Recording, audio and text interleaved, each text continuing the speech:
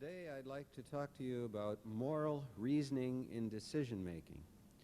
To begin with, we should say a little bit about the field of ethics so that you get a sense of what part of ethics I'm really talking about. And we can do that by asking what are the major questions, the central questions of the field of ethics. First of all, there are questions that we can call normative. That is to say, we ask what kinds of things make actions right or wrong. And then we have questions that we can call meta-ethical. That is to say, what kind of language is this? The language of ethics.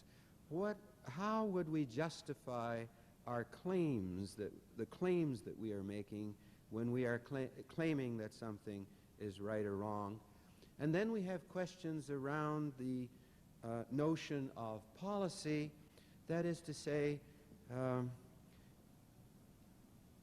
every policy has some specified end and some specified means to attaining that end. And so we can ask questions about whether a particular act, a particular policy in the sense in which we usually use it, is right or wrong. And what I want to deal with today is in the area of the normative questions. And I want to deal with two major modes of moral reasoning. I begin with a rather influential modern theory which has mostly been called utilitarianism or consequentialism. To begin with, utilitarianism makes the claim that the rightness or wrongness of actions depend solely, completely, on the consequences, and that those actions are right which bring about the most good on the whole, that is, the best consequences on the whole, or to put it another way, the best balance of good over evil. One of the most influential formulations of utilitarianism we get from the English moral philosopher John Stuart Mill, who lived from 1806 to 1873. And Mill adopted the calculus, the greatest good for the greatest number, each person counting as one. That's how you decide whether something is right or wrong. Now, for Mill, the good was pleasure and the evil was pain. And so it was achieving the best balance of pleasure over pain. But this was also called, this best balance of pleasure over pain was also called utility. And in the contemporary world, sometimes in the area of medicine particularly, this ratio is talked about as seeking the best interests of a patient, or even it is talked about in the area of what we call cost-benefit analysis. Now, this theory, to begin with, seems to have an advantage over many past theories because it appears to resolve dilemmas. But what it does when it appears to resolve dilemmas or conflicts between moral or among moral obligations is that it reduces morally significant relations to one. That is, to the relationship of either benefiting or harming someone. That is, to the relationship of utility of the act or the policy. But that is not the way we actually think morally or the way we should think morally. Consider a patient's coming in for a checkup. For any two patients, this checkup is equally beneficial, other things being equal. But would we really determine who we see first among two patients with regard to the benefits of the checkup? Well, no, these are presumably equal. The one that we would see first is either the one that came first or the one who had the appointment to be there first. And that means that there are moral considerations which are not simply to be cast in the form of what are the benefits of this particular act, namely checking someone up. Now, the most serious problem of utilitarian reasoning is that in that kind of reasoning you can do evil that good may come. You can justify creating an innocent victim for the sake of a sufficiently good or a sufficiently beneficial end. Now, why is this such a serious problem? Because the whole purpose of ethics, what ethics really has to offer, is its reflection on what it is, what kinds of things, what kinds of human relations are absolutely essential to preserve, that is, those that are requisite for human community, such as the nurture and protection of human life, so that, for example, we would treat the second person that comes to us before the first if the second person was in danger of losing his or her life. The protection of human life, the nurture of human life, and preserving our commitment to that is essential to be able to sustain and form human communities. A second requisite of community is fidelity to the truth. You can't carry on science, you can't carry on business, you can't have a stable, workable political order without truth-telling. Now notice also that these are requisites of community in the sense that you have to protect and enforce these by law. There are laws against murder. There are laws against fraud and deceit. And if you note the longevity of all the major religions, they teach that humans should not steal, should not lie, should not kill. Engels had said, quote, "How they shall laugh when the teacher of morals shall say, 'Thou shalt not steal.'" Now, we know that sometimes we may have to risk someone's death, and we know that in some of the things we do in medicine, people will actually die as a result of we do. Because some people will die on the operating table. And you say, well, then how do we protect this requisite of community? Never to kill. Well, we need to protect innocent life. And we need to protect innocent life absolutely. In fact, that is exactly why we sometimes do surgery,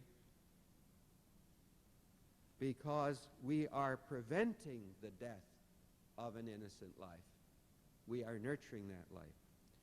Now, this kind of dilemma came up in the history of the West with a philosopher theologian like Augustine.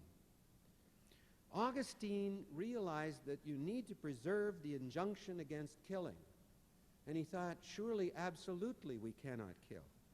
But then he thought, can I stand idly by if my neighbor or an innocent child is about to be killed? Well, no, I can't stand idly by. I need to intervene. I need to prevent that death, the death of that innocent one. But how? By killing? Well, perhaps, but let's say by all the force that is necessary, that is by the necessary means to prevent that death. Now, out of Augustine's reasoning came a whole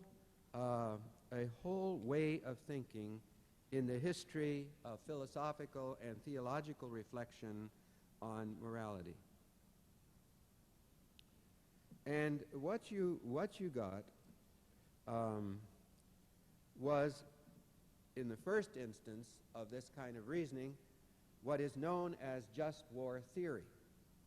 Now, I didn't put up there just war theory for you to look at because these criteria actually are the criteria I would suggest for thinking about medical interventions, because medical interventions always involve a conflict of obligations. Always. You are always at risk of violating a requisite of community, a moral obligation that needs to be preserved and honored, even when it appears to be broken.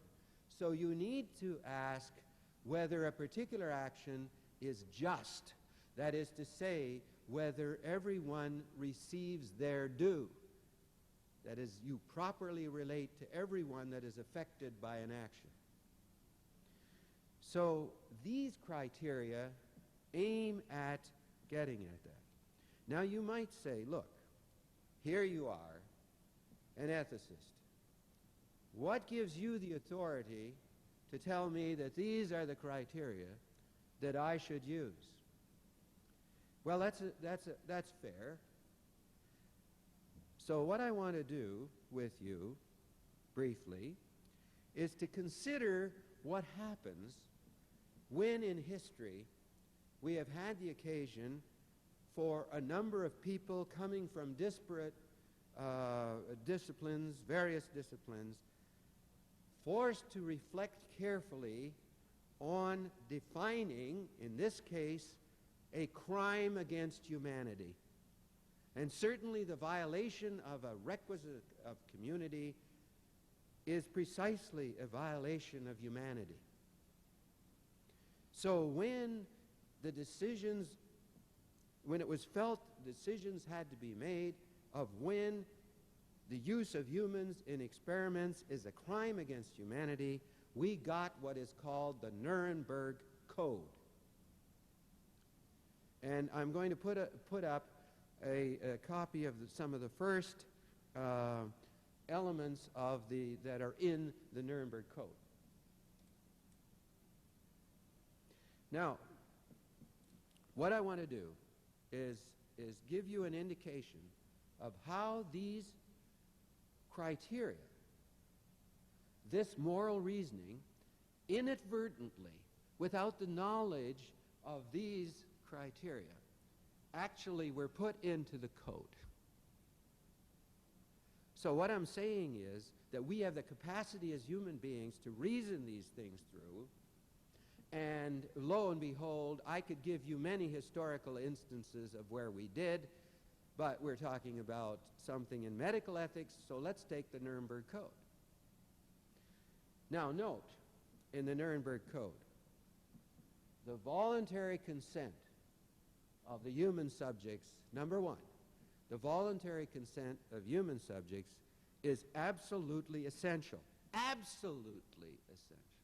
Notice it. That is to say, what had been happening? Well, people were not asked. They were in the experiment, even if the experiment meant their death. Now, this is just means, because just means, you see, is the protection against an innocent victim.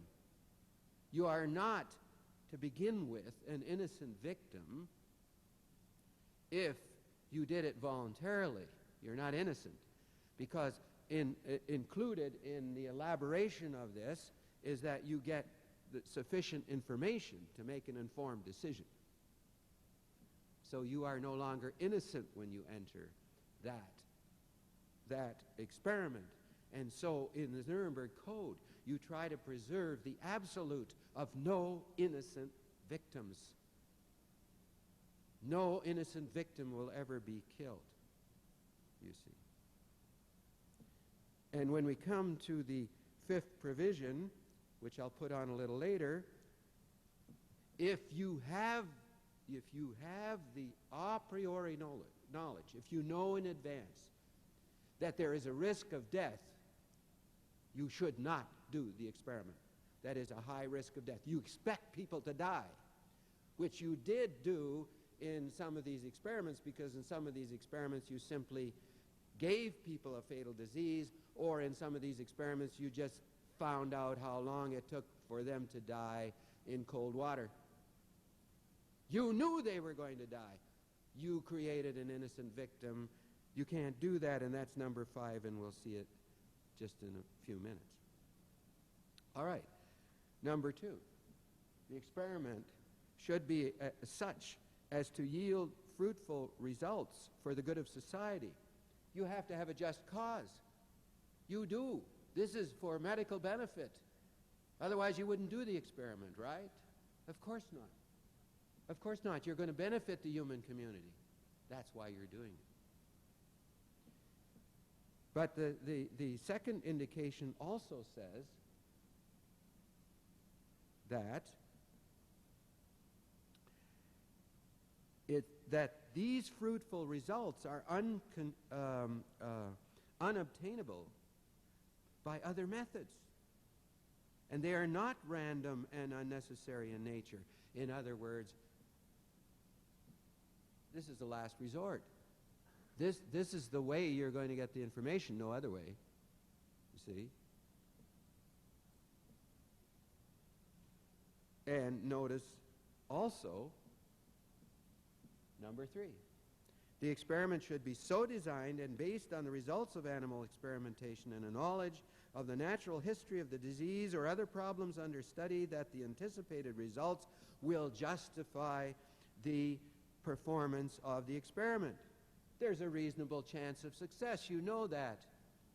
You are not in vain and without any pre-knowledge in the least risking a human subject. You wouldn't do that. It better be a last resort. You have the knowledge.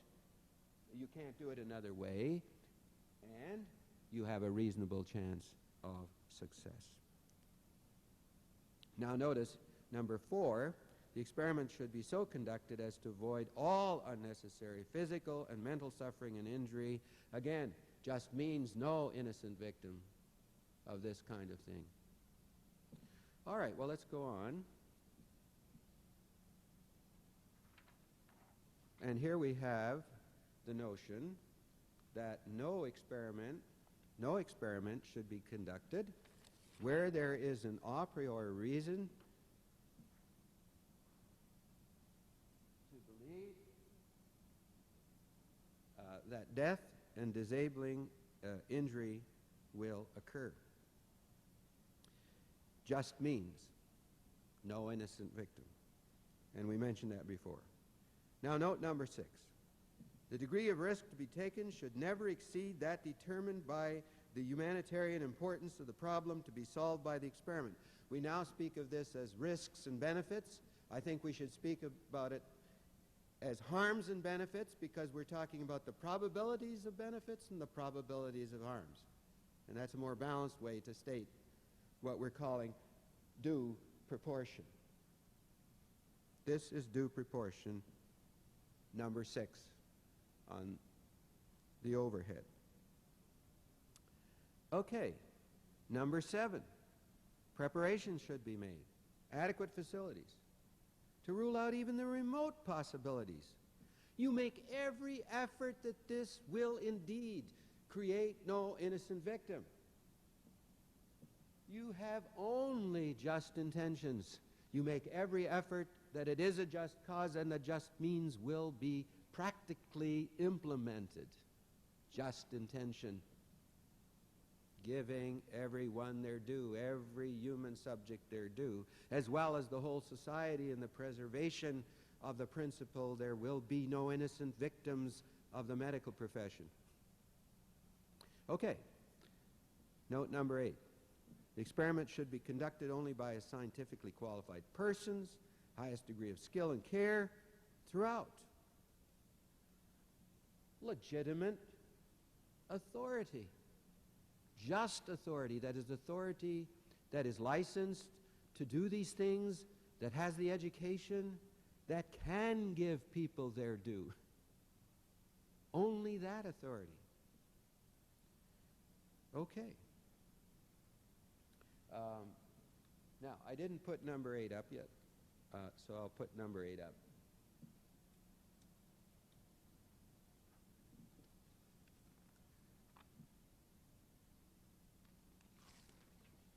This way you'll have it before you. Okay, that's the one I was just doing. The experiment should be conducted by people who are properly skilled. And that's legitimate and just authority. All right. Now, number 9. During the course of the experiment, human subject should be at liberty to bring the experiment to an end if he has reached the physical or mental state where continuation of the experiment seems to him to be impossible.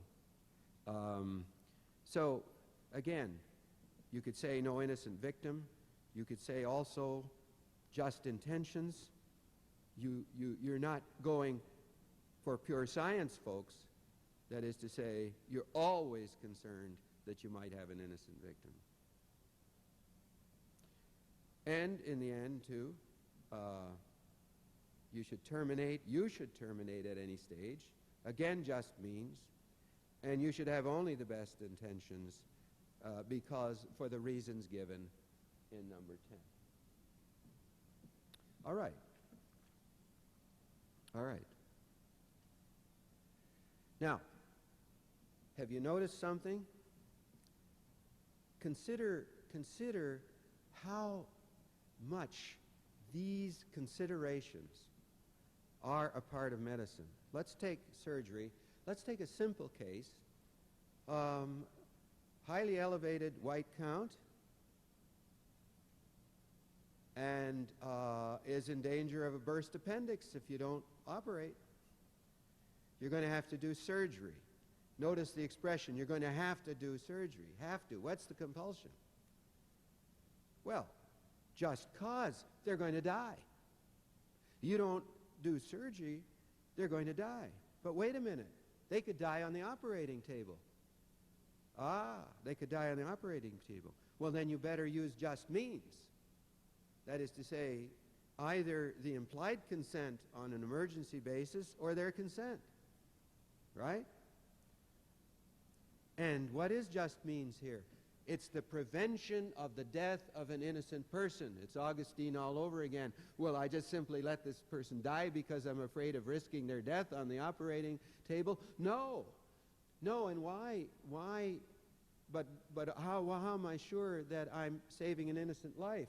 Well, I'm not totally sure, but certainly in that operation, it shouldn't be more than the 1 in 10,000 risk from anesthesia. I've got a reasonable chance of success. I mean, that does it for people. You take out that appendix and that person is cured. And you don't have any alternative, do you? It's a last resort. But it's due proportion, folks. It's due proportion because the risk on the table in any decent, properly monitored hospital is a way less than this highly elevated white count, which could kill any moment. So, due proportion is well met. And the idea that your cause is to prevent a death, and your means are precisely geared to prevent a death, you are well within your rights for this surgery. And now you can all see how valuable it would be to run through this with more difficult questions of surgery, especially.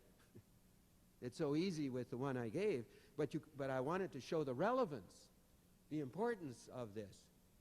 This is a set of criteria for surgery and will determine for or against, help you determine for and against surgery.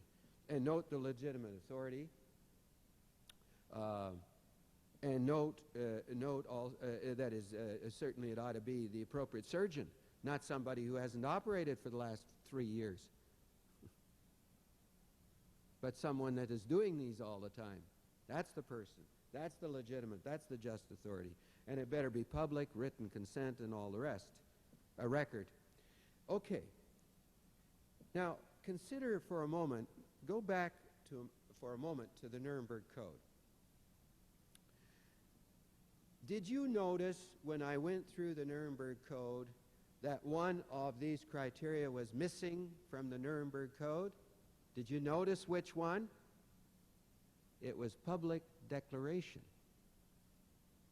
Because in the Nuremberg Code, when number 1 is elaborated, that is, no voluntary consent of the voluntary consent of the human subject is absolutely essential. When that's teased out in the Nuremberg Code, a point is made that the physician is absolutely responsible for this. Well, that's good. That's great. But it's not good enough. You see, it was done in the context of the Nuremberg Code because you didn't want a defense of an atrocity by a physician saying, well, I was ordered, or, well, we had to do the experiment. What else could I do? It was my job. Because there was to be no excuse. So you, the physician, are responsible. Now that remains true, but that's not good enough. And in the United States, in the 60s, a physician at Harvard by the name of Beecher published an article in which he cited 22 human experiments in the United States that he had picked as unethical, and the criteria he used was the Nuremberg Code. In other words, there were crimes against humanity, technically crimes against humanity in the United States being performed by morally conscientious physicians in the United States. And I want to stress that they were morally conscientious. These were not people who were out to do wrong things. What to do? Well, the interesting thing is that what was done by government agencies was precisely, without their knowledge of these criteria, was to institute the equivalent of public declaration. Because the purpose of public declaration, as you can see, if you think of these as just war criteria, is get a discussion of whether we should go to war and perhaps get from the enemy fear of a war. You make it public, see? Now, in this context, in the medical context, what you want is oversight.